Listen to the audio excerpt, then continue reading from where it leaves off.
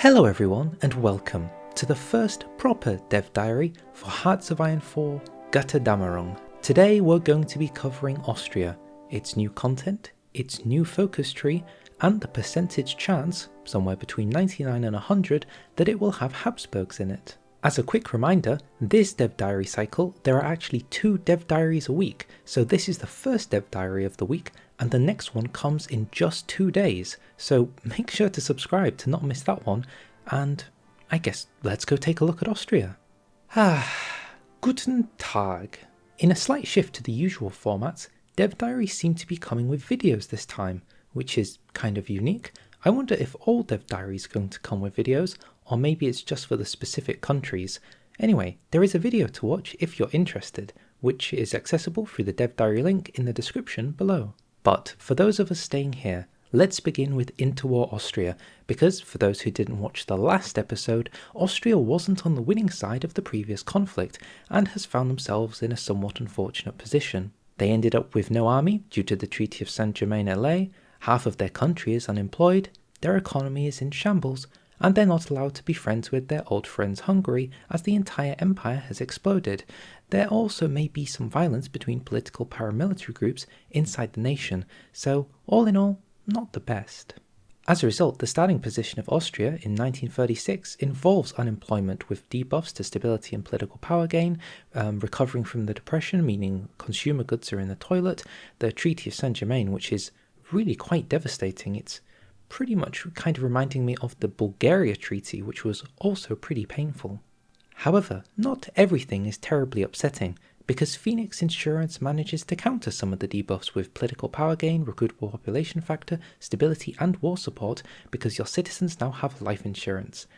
Oh phew, at least things aren't completely terrible. Having a more rudimentary look, this is the entire Austrian focus tree. I say entire with kind of a caveat, because we know that Austria has the option to, if they form Austria-Hungary, get access to a joint focus tree. But just to kind of give you some brief overview, on the left we have a communist branch, in the middle we have a democratic branch, on the sort of semi-right area we're looking at a Danube meets monarchy branch, on the right we've got the neutrality and Fash path. There is some mixing, conjoining and collection to involve themselves with. In the middle top right we have industry, and on the right we've got the military, but we'll be covering all of that as we move down the dev diary. So I suppose let's begin by talking about the historical branch, which I guess is kind of a, hypocrisy? Oxymoron? Not quite sure what the word is to use, but doesn't make too much sense because having a historical branch focus tree for Austria should ultimately lead to its non-existence, as it gets Anschlussed by Germany in 1938. And so, as we head down the historical branch, you might find out that the historical branch becomes alt history, the alternative being that you're losing, by allowing you to open up into a much more aggressive playstyle, deciding whether you want to maybe get revenge on Germany for their attempts to Anschluss you, or do something different entirely, maybe go your own way. Because they're saving the Anschluss system for the Germany dev diary as to explain how you're going to annex Austria, this dev diary is more so just going to briefly touch upon how you avoid being Anschlussed. As we can see here, the Germans are really going to try and push for your integration into Germany, for example by providing an advisor called Arthur, who's going to, well, he certainly looks very sus, so maybe it's not the best thing in the world to bring him in. As you and Germany play a game of tug and war trying to decide who is ultimately going to control Austria, I think it's maybe going to be like Britain and Germany trying to vie over trading rights with the Netherlands, but probably a bit more complicated with a few more mechanics. But regardless, Austria will have to decide if they're going to get some help in, so the 2 options you have available are to approach for some democratic guarantees, or ask Italy for some help. Then, after asking the majors to come to your help, you then have to decide what to do about that treaty that is effectively crippling you from being able to build an army. The 2 options are try and seek an arrangement to maybe allow some rearmament, or disregard the treaty entirely. Again, this is something I noted with the Bulgaria Treaty, which also cripples your army, so I assume it's going to have some similar implementation here. It is worth noting, of course, that breaking one of the most significant treaties for Austria after World War I is probably not going to go over well with the signatories of said treaty, so, maybe bear that in mind in case you are going to be their friend. And so, should you find yourself in a position with an Anschluss rebuked and a treaty revoked, you kind of open yourself up to far more old history scenarios, such as the one envisioned here. Living past the Anschluss means that you have the option to lean into becoming an Austro-Fascist corporatist state, visible on the right side of the focus tree, trying to build up propaganda, universities. To briefly look at some of the focuses, I'm kind of interested by the mutual exclusivity between Integrate Hungary and Integrate Bohemia. Why? I wonder if there's only allowed to core one. Why is that mutually exclusive? Or maybe proclaiming the Austrian Empire allows you to do both. It's also interesting that it says beyond our old lands, meaning, where else could we go? I wonder, I mean, taking the rest of Poland perhaps, moving into Bulgaria. And then right down in the bottom right, we can see the better German state, which is kind of self-explanatory that, Austria, Germany, there were always going to be some similarities there, but maybe one of them should become the superior power in the region and take over the other one. In effect, Austria Anschlusses Germany. Because this dev diary doesn't go over how the Anschluss is going to work exactly too much, we don't get to know everything, but we do have an inkling of how the Anschluss is going to work for Germany. So it seems that the focus is going to be unlocked for Germany on kind of a system of growing tension, and then the closer you get to building up max tension, you can annex Austria. And so from the Austrian perspective, they're looking at it as a risk, like, oh no, they're coming and getting closer and closer. And so, as we can see in this image, you're going to have decisions available to try and reduce the risk, to therefore lower the proximity Germany is to being able to unlock the Anschluss focus. By increasing state garrisons or using emergency civilian factory concentration, you can ensure that Germany is kind of being rebuked from being able to take the Anschluss focus, which is kind of interesting if you're playing on historical, how you're going to see what Germany does instead. Like, if their traditional timeline has been delayed, what do they do instead of Anschlussing you? Maybe they just skip you and go straight for Czechoslovakia. Monarchism, monarchism, monarchism.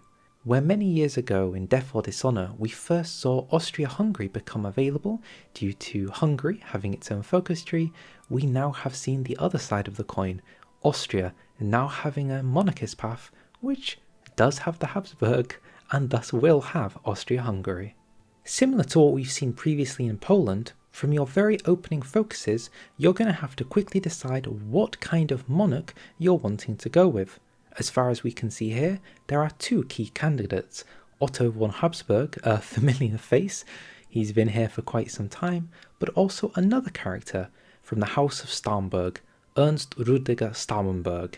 While both candidates do come with positive traits, it seems to me that Otto von Habsburg, with his political power game and slight increase in recruitable population, to me seems like the better pick.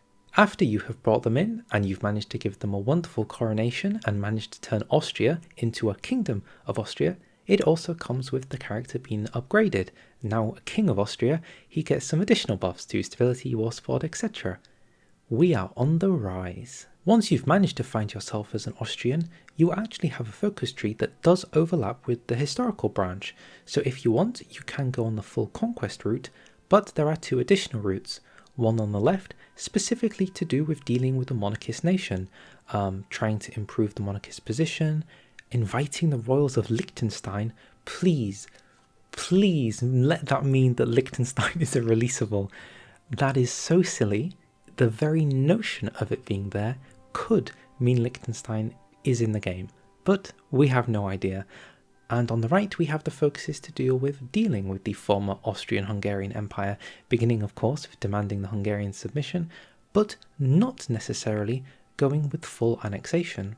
In the beginning, you have the option to start controlling them as subjects, so Hungary, Czechoslovakia, etc. can just be subjects, and then from there you can decide whether you want to annex them, because who doesn't like cause, or keeping them as puppets and unlocking a joint focus tree where you all get stronger together.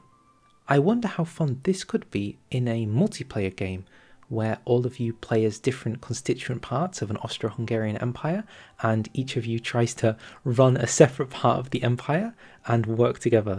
That could be really funny as a playthrough.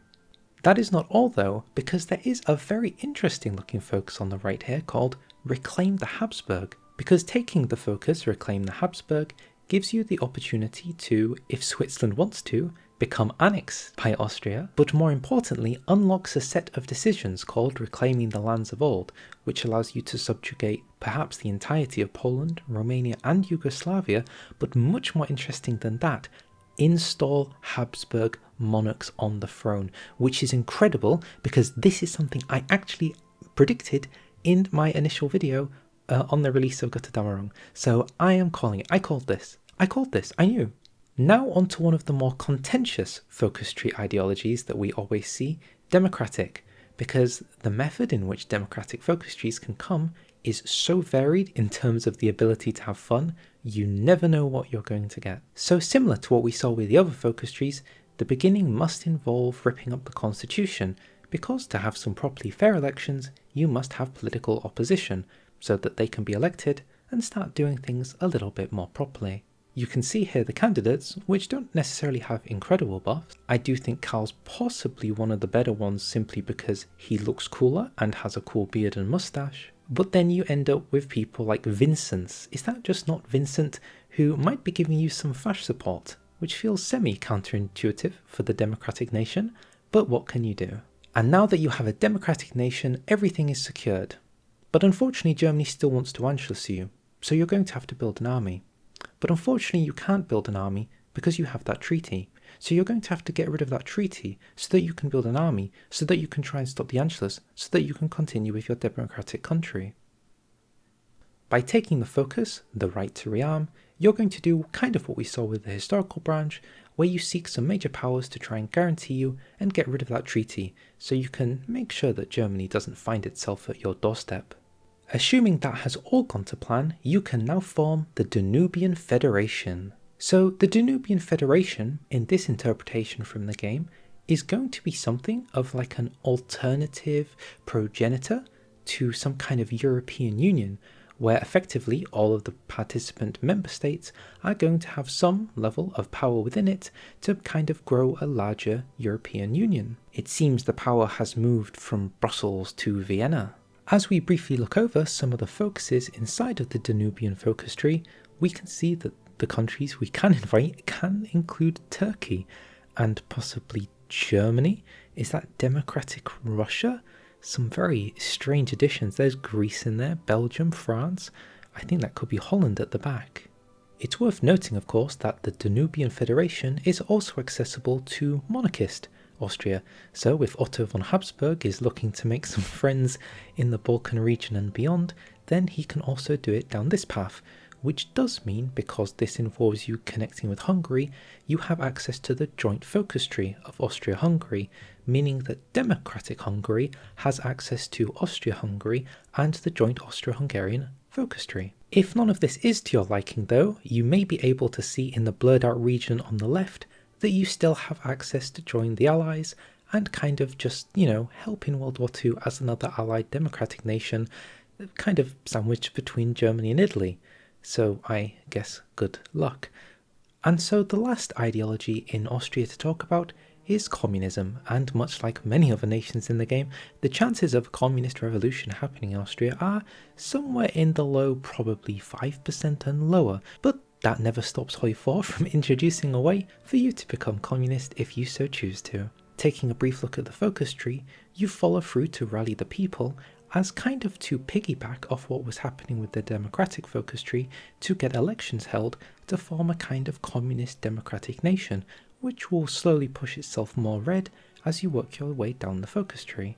Unfortunately, not everyone in Austria is going to be massively pleased about this kind of communist democratic takeover, specifically the communists. So if you're not careful, and I mean very careful, you could run the risk of having an all-out civil war. Taking a look at these two focuses here, emergency measures is kind of preparing you for a civil war with military factories, construction speed, civilian too, but in general a rapid mobilization. And then you have reclaiming Red Vienna. So if you have more than 30 support for communism, you might be able to do a flip. But if your communist support is above 60%, then you can avoid the civil war entirely. so playing a slower communist game could mean not having to deal with a civil war. For the final part of the communist focus tree, we don't actually know too much from the dev diary, so we have to kind of figure it out for ourselves. It seems that the core is, once you've decided to go communist, whether through civil war or not, you'll have to decide whether you're looking to become a more Soviet-aligned state, or if you're going to go it alone. Of course, the classic binary option we so often see in these focus trees. Then after that, the ultimatum is kind of working towards converting other countries inside of the Balkans and around you to becoming communist too, and then trying to cause a revolution, and then making them join your final cause.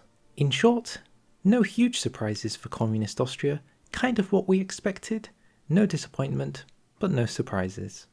As we head towards the end of the dev diary, we find ourselves at the United Military and Industry tree, and as we can see, it's pretty straightforward, which I really like. On the left, you can find focuses that allow you to get more resources. Oil is there, I can see steel, just standard really good stuff. To the right of that, we have architectural advancements, which seems to be to do with building infrastructure, specifically probably to do with additional railways, but also actual infrastructure, maybe some building slots in there too. Following on from that, we have the economic resuscitation, which is probably one of the more important focuses to take, as that's the one that's going to be helping your crashing economy that we saw at the beginning of the dev diary. Yeah, you did lose a World War I. It's easy to forget about those kind of things. And then finally on the right, we have an industrialization effort, which is going to be your traditional, please give me some factories. Somebody's got to build up the factories so that our factories can build more factories. Wait a second. The air branch doesn't actually have anything saying that it's the air branch. Huh. Taking a look at the missing titled air branch, it's not going to be anything too crazy. Just building up a standard air force, choosing between whether you want to buy designs or go your own path, and then getting the basis to build them. It reminds me actually of quite a few focus trees we've seen being released recently. It follows a similar design, and I don't necessarily think that's a bad thing. I just hope they give you the mills to be able to build them so I don't sacrifice my main production lines. And so then we move on to the army branch, which begins in a very familiar format with secret rearmament, which we saw with the old Hungarian focus tree, and maybe we'll see again with the new Hungarian focus tree too. The dev diary talks about the main thing to pay attention to here being the two generals, being a mutually exclusive choice in the middle between Alfred and Franz, both of whom are very powerful but lead to separate parts of the tree and are individually powerful to choose between, so I hope you choose correctly. On the left, it seems that Alfred is going to involve more so about building forts, but on the right, Franz is potentially going to be going for a slightly more offensive play, especially with some intensified training. And the final branch to talk about, the Navy branch. Very important, of course, for a landlocked nation. We saw this with Czechoslovakia, and it's a similar story here. You're going to have to very, very quickly get up to speed if you want to participate in a naval game, which is kind of interesting because the time it would take you to even be able to access the sea, is that worth the time after that to start building ships? So when it says rapid mobilization, I mean it has to be very rapid mobilization.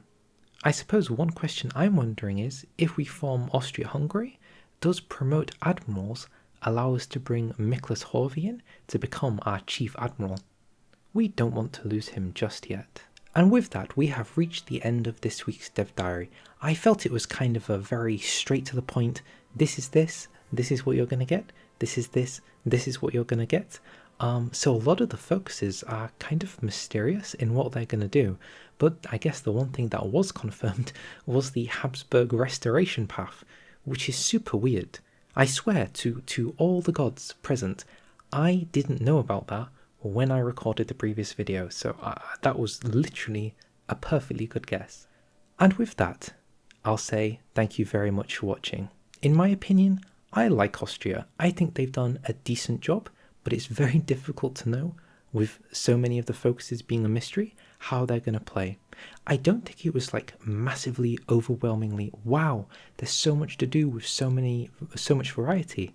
The communist path, for example, is very, very similar to so many communist paths before it, that the uniqueness seems to be really struggling when it comes to making communist trees.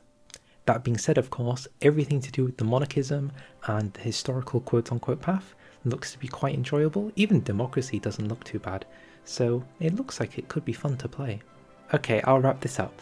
If you liked this video, feel free to like, feel free to subscribe, and I'll probably see you in next 2 days for special projects. So I guess I'll see you then. Bye!